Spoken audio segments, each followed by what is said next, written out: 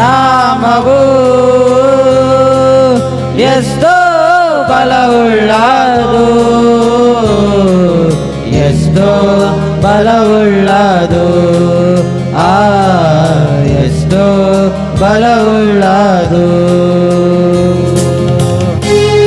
ಪ್ರಿಯನ ಸೋದರಿ ಸೋದರ, ಪ್ರಿಯನ ಅಕ್ಕ ತಂಗಿ ತಮ್ಮ ಅಣ್ಣ ತಾಯಿ, ನೀನು ಬಲಹೀನನಾಗಿದ್ದಿರ್ಬೋದು, ಬಲಹೀನಳಾಗಿದ್ದಿರ್ಬೋದು.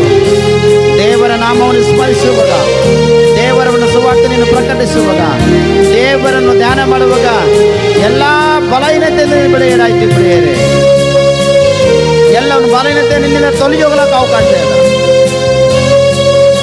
ಅದಕ್ಕೆ ಕರ್ತನ ಸನ್ನಿಧಿಯಲ್ಲಿ ನೀನು ಪ್ರಾರ್ಥನೆ ಮಾಡು. ನೀನು ಪ್ರಾರ್ಥನೆ ಮಾಡುವಾಗ ದೇವರನ್ನು ಆಶ್ರಯಿಸ್ತಾನೆ, ಕುಟುಂಬದಲ್ಲಿ ಸಮೃದ್ಧಿ ಕೊಡ್ತಾನೆ. ಪ್ರಿಯರೇ, ನಿನ್ ಪ್ರಜೆಗಳ ಪಕ್ಷದಲ್ಲಿ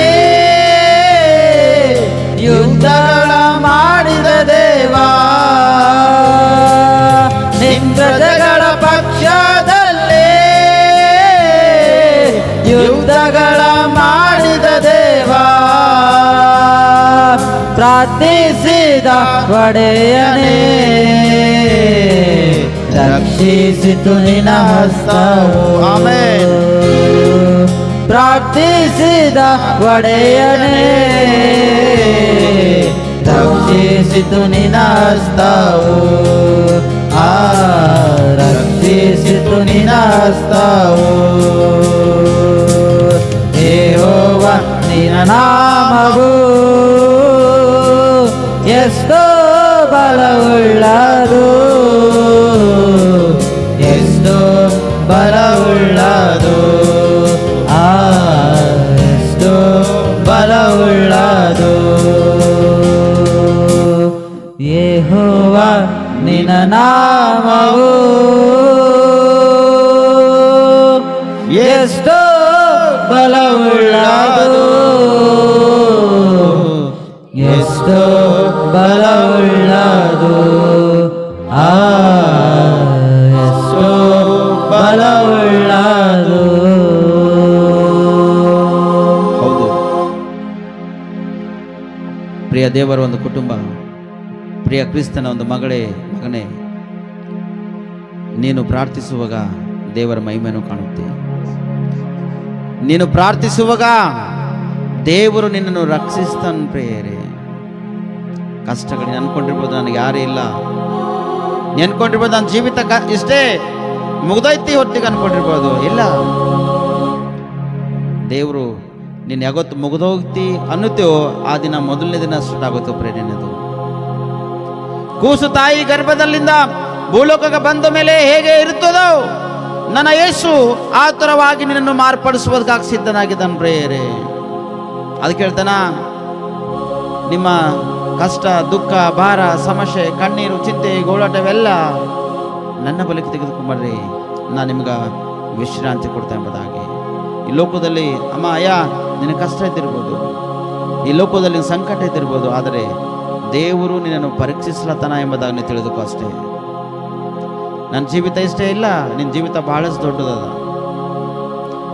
ಈ ಲೋಕದಲ್ಲಿ ನಿನ್ನ ಜೀವಿತ ಬಹಳಷ್ಟು ದೊಡ್ಡದದ. ಯಾಕಂದ್ರೆ ಮಾನವನು ನೀನು ಶ್ರೇಷ್ಠನೆಂಬುದಾಗಿ ದೇವರು ನೀನು ಉಂಟು ಮಾಡ್ಯಾನ. ಪ್ರಿಯರೇ, ನೀನು ಶ್ರೇಷ್ಠನೆಂಬುದಾಗಿ ದೇವರು ನೀನು ಉಂಟು ಮಾಡ್ಯಾನ. ಪ್ರಿಯ ಸಭೆ, ದೇವರನ್ನು ಆಶ್ರಯಿಸು, ದೇವರನ್ನು ಆಶ್ರಯಿಸು. ಪ್ರಜೆಗಳು ದೇವರ ಕಡೆ ತಿರುಗಿ ಪ್ರಾರ್ಥನೆ ಮಾಡುವಾಗ ದೇವರು ಅದ್ಭುತ ಮಾಡ್ಯಾನ. ಪ್ರಿಯರೇ, ಅವ್ರಿಗೆ ಏನು ಬೇಕಾಗಿತ್ತ ಕೊಟ್ಟಾನ. ಪ್ರಿಯರೇ, ನಿನ್ನ ಕೂಡ ದೇವರು ಕೊಡ್ತಾನೆ. ಪ್ರಿಯರೇ, ಒಂದು ದೇವರ ಸನ್ನಿಧಿಯಲ್ಲಿ ನಾವು ಬೇಡೋಣ, ಪಾಪ, ದ್ರೋಹ, ಅಪರಾಧದಿಂದ ನಮ್ಮನ್ನು ಬಿಡುಗಡೆ ಮಾಡು ಎಂಬುದಾಗಿ. ಲೋಕದಲ್ಲಿ ನೀನು ರೋಗ ವ್ಯಾಧಿಯಿಂದ ಬಿದ್ದೋಗಿ ನೀತಿವಂತನಾಗಿದ್ದು ನೀನು ಸತ್ತೋದ್ರು ಕೂಡ ಪರಲೋಕ ರಾಜ್ಯ ನಿನಗಾಗದ. ಪಾಪ, ದ್ರೋಹ, ಅಪರಾಧಗಳು ಇಟ್ಟುಕೊಂಡು ನೀನು ಸತ್ತೋದಂದ್ರೆ ಪರಲೋಕ ರಾಜ್ಯ ನಿನ್ನದಲ್ಲ, ಪರಲೋಕ ರಾಜ್ಯ ನಿನ್ನದಲ್ಲ. ಕ್ರಿಸ್ತನ ಭಕ್ತರಾಗಿ ಸಾಯುವರು ಧನ್ಯರು, ಅವರ ಸುಕೃತ್ಯಗಳು ಅವರೊಡನೆ ಬರುವರು. ಇವತ್ತು ನೀ ಕ್ರಿಸ್ತನ ಕಡೆ ಸಂಪೂರ್ಣ ಮನಪೂರ್ವಕ ತಿಳಿದುಕೊಂಡು, ಅಯ್ಯ ದೇವಾ ನನ್ನನ್ನು ಕರುಣಿಸು. ಶ್ರೀನಿವಾಸ ಸೋದರಂತೂ ಲೋಕದ ಯಾತ್ರೆ ಮುಗಿಸ್ಕೊಂಡು ಹೋಗಿದ್ದಾರೆ, ಆದರೆ ನಮಗೆ ಲೋಕದಲ್ಲಿಟ್ಟಿದ್ದೇವ್ರಿ. ಅವ್ರದ್ದಂತೂ ಈ ದಿನ ಖತಮಾಗೋಯ್ತಪ್ಪ ಎಲ್ಲ ಕಷ್ಟ. ದೇವ್ರೆ, ನಮಗಿರ್ತಕ್ಕಂಥ ಕಷ್ಟ, ನಮಗಿರ್ತಕ್ಕಂಥ ಭಾರ, ಇದರಿಂದ ನಮ್ಮನ್ನು ಬಿಡುಗಡೆ ಮಾಡಿ ಎಂಬುದಾಗಿ ನೀನು ಪ್ರಾರ್ಥನೆ ಮಾಡು. ಸಾಧ್ಯವಾದಷ್ಟು 100% ನೀನು ಆತ್ಮಿಕವಾಗಿ ನೀತಿವಂತರಾಗಿ ಬೆಳೆಯೋದಕ್ಕಾಗಿ ನೀನು ಪ್ರಯತ್ನ ಕೊಡು. ದೇವಾ, ನಿನ್ನ ಮಹಿಮೆ ಆಗಲಿ. ಈ ಕುಟುಂಬಕ್ಕೆ ಧೈರ್ಯದಿಂದ, ಬಲದಿಂದ, ಶಕ್ತಿಯಿಂದ, ಸಾಮರ್ಥ್ಯದಿಂದ, ನಿಮ್ಮೊಂದು ಕರುಣೆ, ದಯದಿಂದ, ಕಟಾಕ್ಷ, ಅನುಗ್ರಹದಿಂದ ತುಂಬಿಸಿ. ನಿನ್ನ ಒಂದು ಕಣ್ಣಿನ ರೆಪ್ಪೆ ನೆರಳಿನಲ್ಲಿ ದೇವರೇ ಈ ಮಕ್ಕಳು ಭದ್ರವಾಗಿಟ್ಟು ನೀವು ಕಾಪಾಡಿ ನಡೆಸ್ತೀರಿ ಎಂಬುದನ್ನು ನಾವು ಪ್ರಾರ್ಥಿಸ್ತಾ ಕರ್ತನೆ. ನಿನಗೆ ಮಾತ್ರ ಮಹಿಮೆ ಆಗಲಿ. ಸೇವಕರು ನಮ್ಮ ಮಧ್ಯದಲ್ಲಿ ಕರ್ತನೆ, ಮೂಗರು ಸೇವಕರು ಕರ್ತನೆ, ದೇವರು ಇನ್ನೊಬ್ಬರು ಇವ್ಯಾಂಜಲಿಸ್ಟ್ ಕರ್ತಾನೆ ನಮ್ಮ ಮಧ್ಯದಲ್ಲಿದ್ದ ದೇವರೇ. ನಾವೆಲ್ಲರೂ 4 ಜನವಾಗಿ ಈ ಕುಟುಂಬಕ್ಕೆ ಬಂದಿರತಕ್ಕಂಥ ಮಕ್ಕಳಿಗೆ ಧೈರ್ಯವಾಗಿರಲಿ, ಬಲವಾಗಿರಲಿ, ನಿನ್ನ ಆತ್ಮದಿಂದ ಪ್ರತಿಯೊಬ್ಬರಿಗೆ ತುಂಬಿಸು ಎಂಬುದಾಗಿ ನಾವು ಪ್ರಾರ್ಥಿಸ್ತೇವಪ್ಪ. ದೇವರಿನ ಮಹಿಮೆ ಆಗಲಿ. ಇನ್ನು ಮುಂದೆ ವಾಕ್ಯದ ಕಡೆನ ನಾವು ಹೋಗ್ತೇವಪ್ಪ ಕರ್ತನೆ. ನಿನ್ನ ಸೇವಕರು ವಾಕ್ಯ ಹೋಗಪ್ಪ, ಅವರಿಂದ ನಮಗೆ ಮಾತಾಡೋ ದೇವರೇ. ನೀನು ಮಾತಾಡುವುದರೆ ನಾವೆಲ್ಲರೂ ಬದುಕಿಕೊಂಡಿರ್ಲಕ್ಕೆ ಸಾಧ್ಯದ, ನೀನು ಬರುವವರೆಗೆ ನಾವು ಸಿದ್ಧವಾಗಿರ್ಲಕ್ಕೆ ಸಾಧ್ಯದ ಕರ್ತನೆ. ಅದಕ್ಕೆ ನಿಮ್ಮ ಒಂದು ಅಮೂಲ್ಯ ವಾಕ್ಯದಿಂದ ನಮ್ಮನ್ನು ಮಾತಾಡಿ, ನಮ್ಮೆಲ್ಲರ ಒಳಗೆ ಇನ್ನೇ ಏನಾರ ದೋಷ ಕಲ್ಮಶಗಳು ಬಂದರೆ ನಮ್ಮನ್ನು ಶುದ್ಧೀಕರಿಸಿ, ನಮ್ಮನ್ನು ಬಿಡುಗಡೆ ಮಾಡಿ ನಿನ್ನ ರಾಜ್ಯದಲ್ಲಿ ನಮ್ಮನ್ನು ಸೇರುವಾಗಿ ನಮ್ಮನ್ನು ಸಹಕರಿಸಿ ಪ್ರಾರ್ಥಿಸ್ತಾ ಕರ್ತಾನೆ. ಒಂದು ನಾವು ಪ್ರಾರ್ಥಿಸ್ತಾ ಕರ್ತಾನೆ. ಈ ಅವರಾದ ಒಂದು ತಾಲೂಕು ಕರ್ತಾನೆ, ಈ ಒಂದು ಪಟ್ಟಣ ದೇವರೇ, ಇದೊಂದು ಪ್ರಾಂತವಪ್ಪ. ಈ ಪ್ರಾಂತದಲ್ಲಿ ರಕ್ಷಣೆ ಆತ್ಮ ಹಿಡಿದು ಬರಲಿ ಕರ್ತಾನೆ, ರಕ್ಷಣೆ ಕುಟುಂಬಗಳು ಹೇಳಲಿಕ್ಕೆ ಕರ್ತಾನೆ. ಅನೇಕ ಯೌವನಸ್ಥರು ಕುಡಿದು ತಿಂದು ಲೋಕದ ಈ ಡಂಬ ಎಂಬ ವಿಷಯದಲ್ಲಿ ಬಿದ್ದೋಗ್ಲತ್ತಾರಪ್ಪ ದೇವರೇ. ನೀನು ಮಾರ್ಪಡಿಸ್ತೀವಿ ಎಂಬುದಾಗಿ ನಾವು ಪ್ರಾರ್ಥಿಸ್ತೇವಪ್ಪ. ಯಾವರದೊಂದು ಪ್ರಾಂತವೆಲ್ಲ ರಕ್ಷಣೆ ಪ್ರಾಂತರವಾಗಿ ನೀನು ಮಾರ್ಪಡಿಸಕರ್ತಾನೆ, ರಕ್ಷಣೆ ಪ್ರಾಂತವಾಗಿ ನೀನು ಮಾರ್ಪಡಿಸ್ತೀವಿ ಎಂಬುದನ್ನು ನಾವು ಪ್ರಾರ್ಥಿಸ್ತೇವೆ.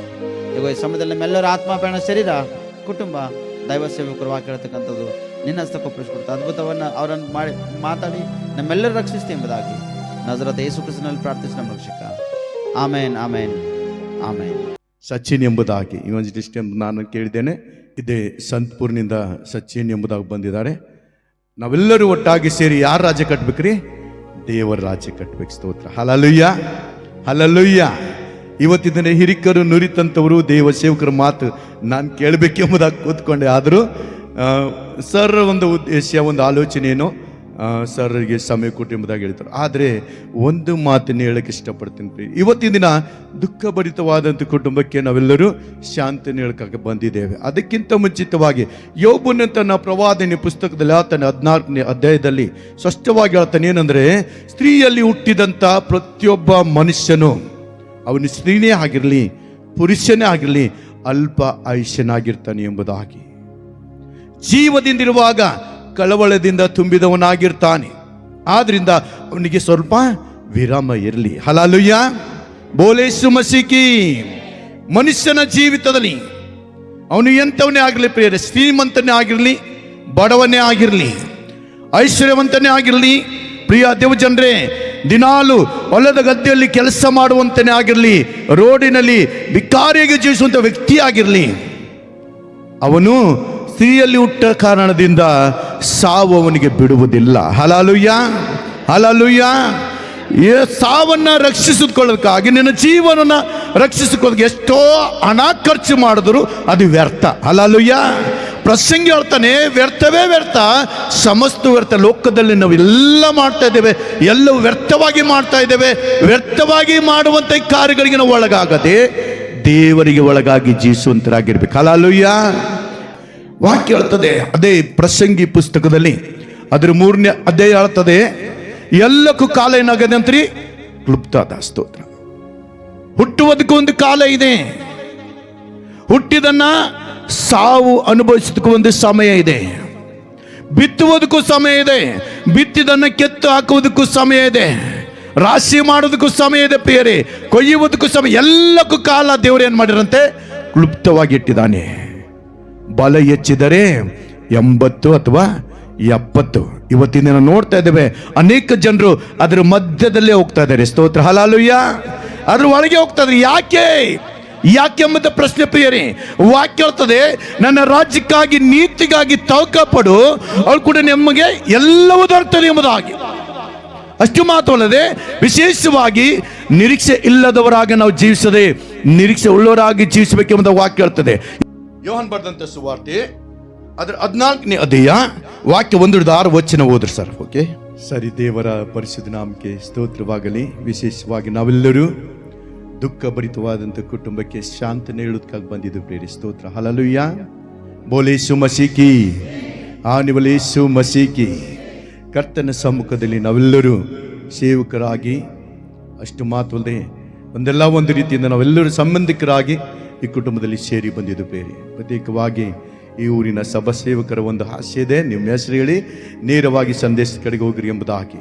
ಇಷ್ಟೊತ್ತಿನ ತನಕ ರಾಗನಾಡಿದಂಥ ದೇವ ಸೇವಕರು ಪಾಸ್ಟರ್ ಲಾಲಪ್ಪ ಎಂಬುದಾಗಿ ಇದೇ ಕುಟುಂಬದ ಹಿರಿಯ ಅಳಿಯಾಗಿರ್ತಾರೆ.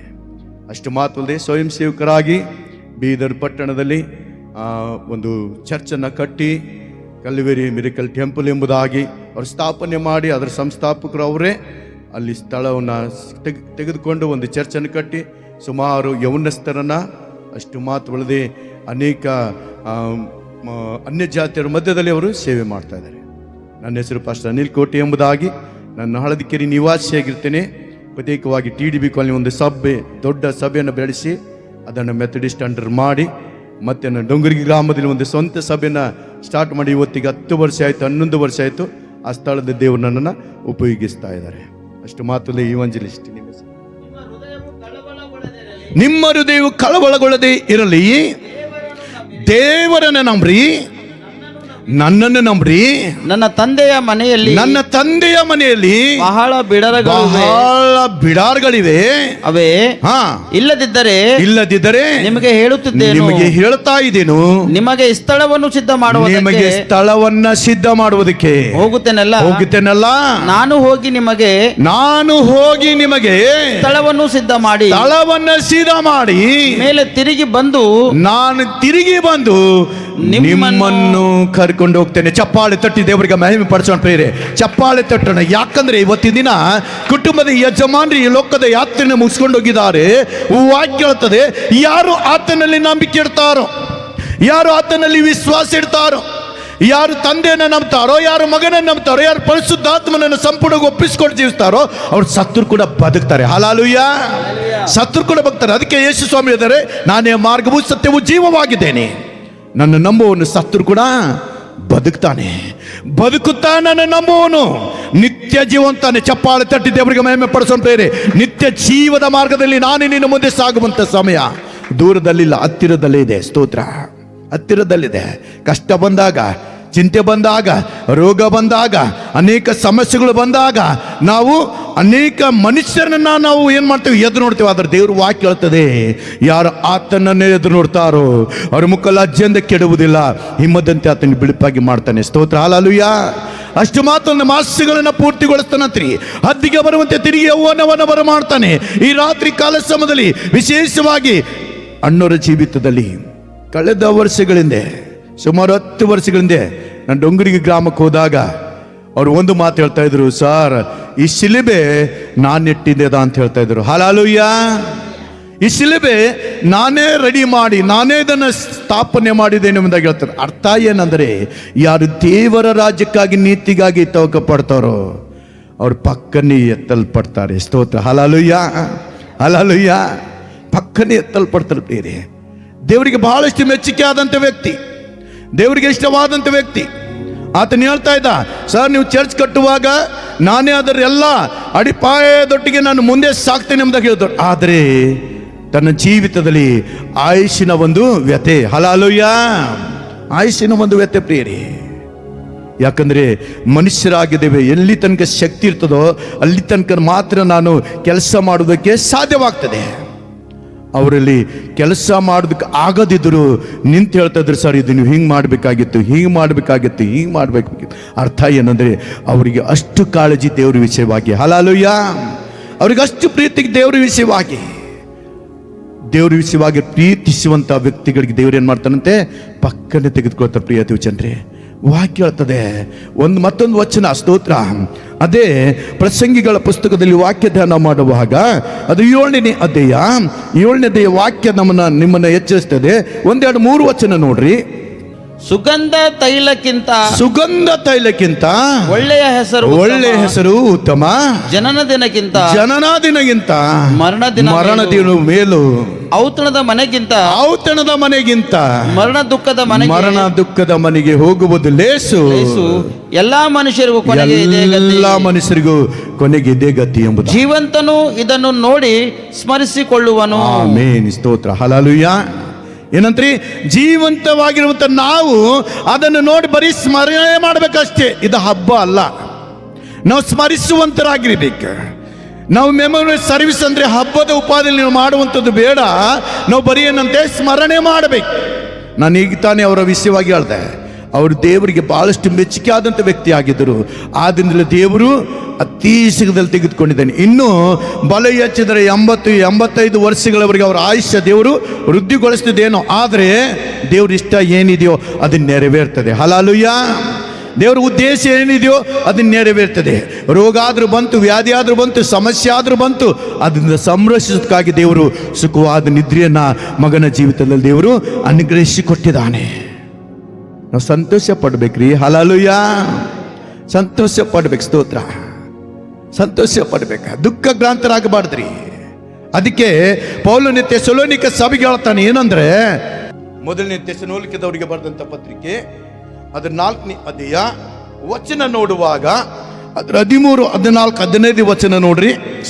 ಸಹೋದರರೇ, ನಿದ್ರೆ ಹೋಗುವವರ ಗತಿ ಏನೆಂದು ನೀವು ತಿಳಿಯದೆ ಇದ್ದು ನಿರೀಕ್ಷೆ ಇಲ್ಲದವರಾದ ಇತರರಂತೆ ದುಃಖಿಸುವುದು ನಮ್ಮ ಮನಸ್ಸಿಗೆ ಒಪ್ಪುವುದಿಲ್ಲ. ಯೇಸು ಸತ್ತು ಜೀವಿತನಾಗಿ ಎದ್ದನೆಂದು ನಾವು ನಂಬಿದ ಮೇಲೆ ಅದರಂತೆ ಯೇಸುವಿನಲ್ಲಿದ್ದುಕೊಂಡು ನಿದ್ರೆ ಹೋಗುವವರನ್ನು ಸಹ ದೇವರು ಆತನೊಡನೆ ಕರೆದುಕೊಂಡು ಬರುವನೆಂದು ನಂಬಬೇಕಲ್ಲವೇ? ಸಾಕು. Thank you. ಹಲ್ಲೆಲೂಯಾ. ಏನಂದ್ರೆ ದೇವರು ವಾಕ್ಯ ಹೇಳ್ತದೆ, ವಿಶೇಷವಾಗಿ ಥೆಸಲೋನಿಕದಲ್ಲಿರುವಂಥ ಸಭಿಕರಿಗೆ ದೇವರು ಎಚ್ಚರಿಸ್ತಾ ಇದ್ದಾನೆ.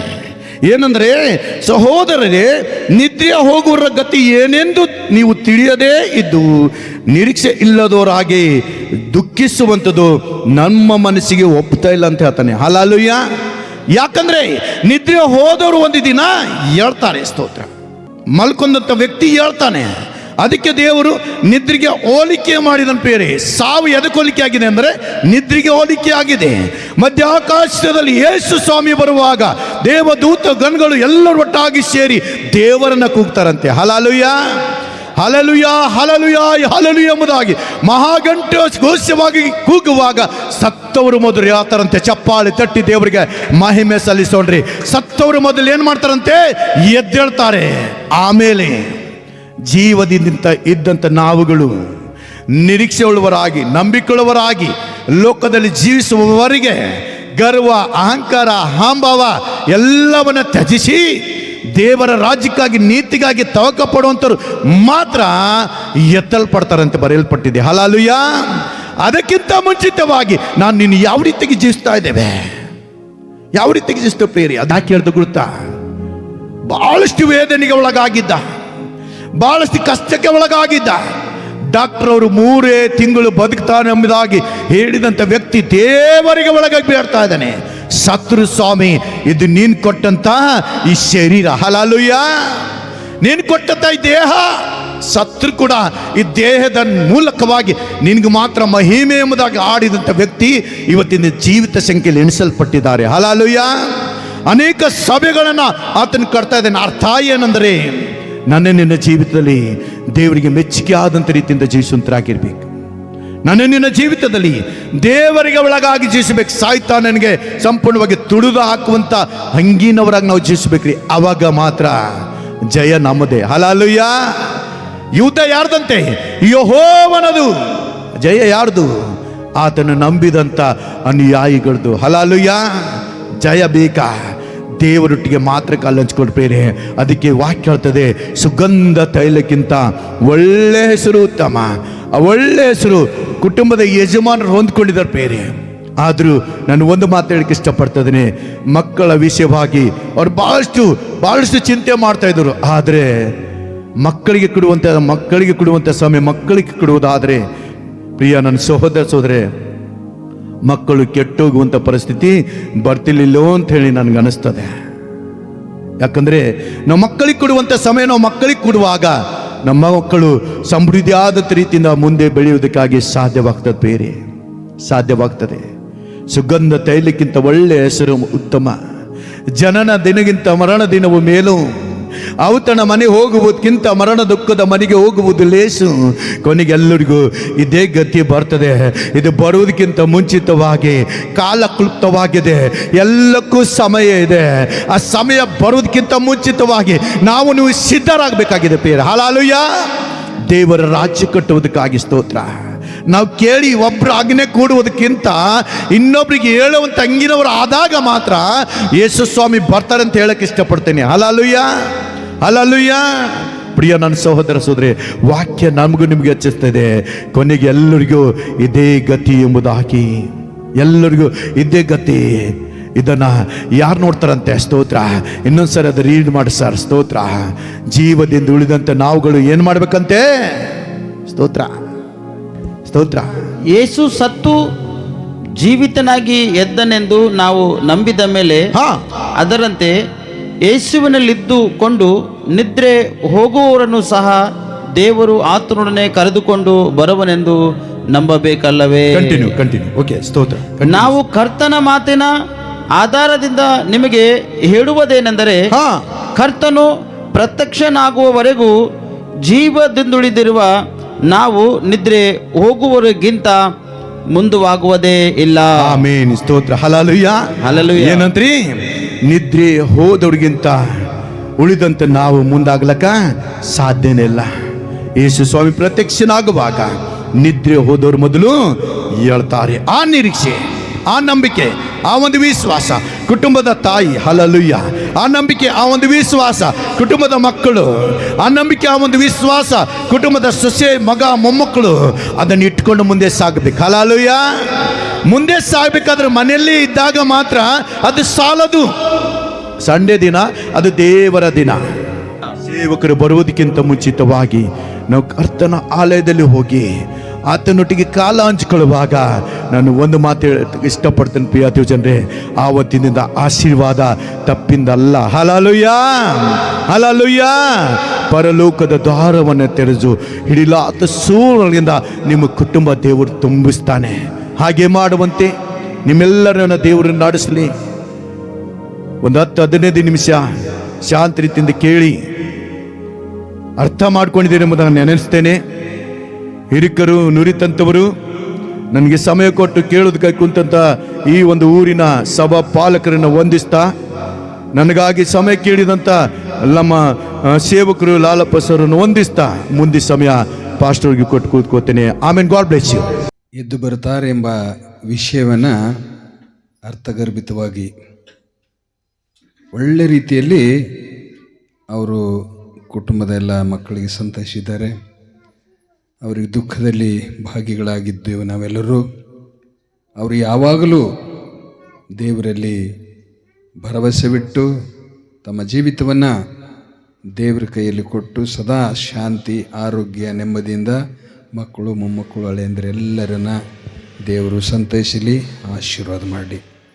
ಮತ್ತು ಲಾಲಪ್ಪ ಸರ್ ಅವರು ಕೂಡ ತಾವು ಇವತ್ತಿನ ದಿವಸದಲ್ಲಿ ಬಂದು ಒಳ್ಳೆಯ ರೀತಿಯಲ್ಲಿ ಈ ಒಂದು ಪ್ರಾರ್ಥನೆ ಕೂಟದಲ್ಲಿ ತಮ್ಮ ಎಲ್ಲ ಇನ್ಸ್ಟ್ರೂಮೆಂಟ್ಗಳನ್ನು ತಂದು ದೇವರಿಗೆ ಮಹಿಮೆ ಪಡಿಸಿದ್ದಾರೆ. ಅವರು ಕೂಡ ಮನೆಯಡೆ ಅವರಿಗೋಸ್ಕರವಾಗಿ ಕೂಡ ನಾವು ಪ್ರಾರ್ಥನೆ ಮಾಡಬೇಕು. ಅವರ ಸೇವೆಯಲ್ಲಿ ಕೂಡ ದೇವರು ಮುನ್ನಡೆಸಲಿ. ಅನೇಕ ಆತ್ಮಗಳನ್ನು ಗೆಲ್ಲಲಿಕ್ಕಾಗುವ ಹಾಗೆ ಅವರಿಗೆಲ್ಲ ದೈವ ಜ್ಞಾನ, ನಂಬಿಕೆ ಅವರಿಗೆ ದಯಪಾಲಿಸಲಿ ಎಂಬುದಾಗಿ ನಿಮ್ಮ ಪ್ರಾರ್ಥನೆ ಆಗಿರಲಿ. ಅವರು ಸಭೆಯನ್ನು ಕಟ್ಟಿದ್ದಾರೆ. ಆ ಸಭೆಯಲ್ಲಿ ಅನೇಕರಿಗೆ ದೇವರ ರಾಜ್ಯವನ್ನು ತೋರಿಸಿ ಆ ದಾರಿಯಲ್ಲಿ ನಡೆಸುವ ಹಾಗೆ ಅನೇಕ ಆತ್ಮಗಳಲ್ಲಿ ವಾಕ್ಯವನ್ನು ಬಿತ್ತಿ ಅವರನ್ನು ಪರಲೋಕ ರಾಜ್ಯದ ಕಡೆಗೆ ನಡೆಸಲಿಕ್ಕೆ ದೇವರು ಅವರನ್ನು ಆರಿಸಿಕೊಂಡಿದ್ದಾನೆ. ಮೀನು ಹಿಡಿಯೋದನ್ನು ಬಿಟ್ಟು ನಿಮ್ಮನ್ನು ಮನುಷ್ಯರನ್ನು ಹಿಡಿಯುವರಾಗಿ ವ್ಯಸ್ತರನ್ನಾಗಿ ಮಾಡುತ್ತೇನೆ. ಸುಮ್ಮನೆ ಯಾರಿಗೆ ದೇವ್ರ ವಾಕ್ಯ ಹೇಳಲಿಕ್ಕೆ ಆಗಲ್ಲ. ದೇವ್ರ ಕರಿವಿಕೆ. ಈ ನಮ್ಮ ಸಚ್ಚಿನ್ ನಾನು ನೋಡ್ರಿ, ಅವರದ್ದಾಗ ಎಲ್ಲ ಕಡೆ ತಿರುಗಾಡ್ತಾನೆ. ಎಲ್ಲಿದ್ರೂ ಪ್ರಾರ್ಥನೆ ಕೊಟ್ಟು ಇದ್ರೆ ಬರ್ತಾನೆ ಆತ.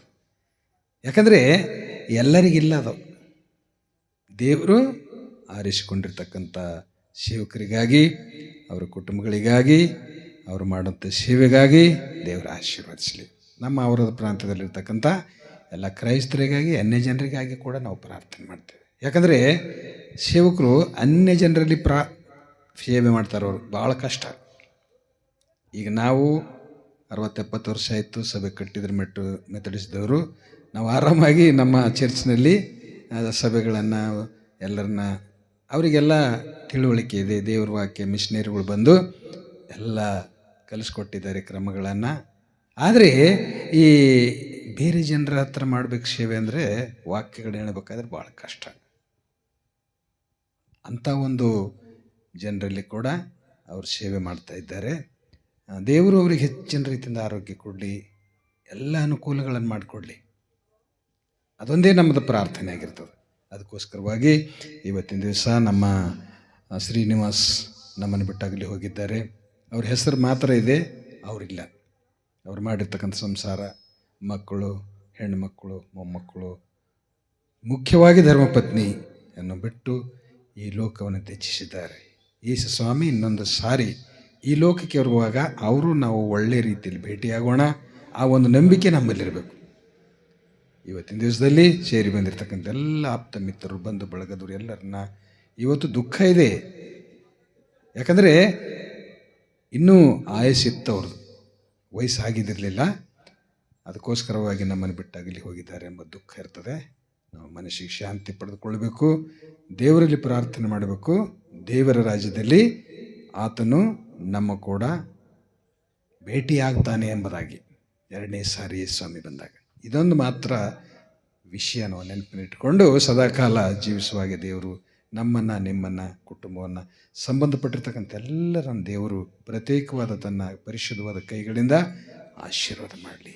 ತಂದೆ ಮಗ ಪರಿಶುದ್ಧನು ಈ ಕುಟುಂಬದಲ್ಲಿ ಸದಾ ಬೆಳಕಾಗಿದ್ದು ಅವರನ್ನು ಸಂತೈಸಲೆಂಬುದಾಗಿ ನಮ್ಮ ಒಂದು ಪ್ರಾರ್ಥನೆ ಆಗಿರ್ತದೆ. ದೇವರ ನಾಮಕ್ಕೆ ಸ್ತೋತ್ರ.